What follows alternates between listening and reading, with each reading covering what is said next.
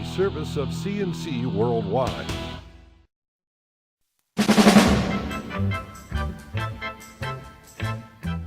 CNC podcasts are a service of CNC News, and they're brought to you by the Greece Chamber of Commerce, providing more than 800 member companies with business solutions since 1984. A judge has reserved decision on whether criminal charges will be dropped against County Executive Maggie Brooks' husband in the probe of bid rigging at Monroe County's local development corporations. Robert Wiesner was one of 4 men indicted by a grand jury as part of the State Attorney General's investigation. The other defendants are the former county IT director, Nelson Rivera, and 2 business executives, Daniel Lynch and John Maggio. All 4 were in state Supreme Court while their lawyers argued motions about evidence backing the 43-count indictment against them. Wiesner's lawyer argues the charges against his client should be dropped permanently because Wiesner was not given the chance to testify before the grand jury that he asked for. Attorney James Noble says he still hasn't seen the evidence against Wiesner 6 weeks after the indictment. Meanwhile, the charges against his client still stand. Interstate 390 was closed overnight south of the airport road while construction crews lifted steel beams in place for the Kendrick Road Bridge in Brighton. That is done, but work will continue for several nights depending on the weather this week. The West Henrietta Road and Scottsville Road exits will be closed nightly 11 p.m. to 5 a.m. until that work is done. A Greece 10-year-old is recovering after being accidentally buried in snow Wednesday on White Swan Drive. Police say the boy and a friend were digging a tunnel in the snow outside an apartment complex. It caved in.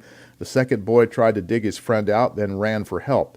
Police say the boy was stuck in the tunnel 3 to 5 minutes before being pulled free and given CPR.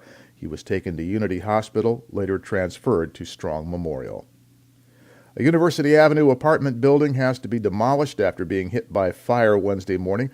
The Rochester Fire Department says the 3-story brick building at 150 University was undergoing renovations. Only a squatter was inside, and he had to jump from a 3rd-floor window to get away from the flames. They took him to Strong for treatment. Fire investigators have also interviewed him as the cause remains under investigation. Fire Chief Sam Matrano said the utilities in the building were turned off, so the cause is suspicious.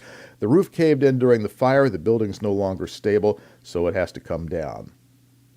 One of the 2 people convicted in the robbery and murder of RIT Professor Edleen Chun has been sentenced to 25 years to life in state prison.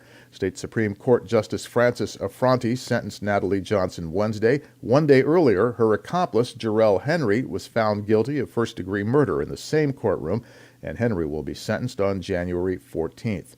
Johnson and Henry entered Chun's home. He was known to her, robbed her, then shot her in the head and dumped her body in Tryon Park.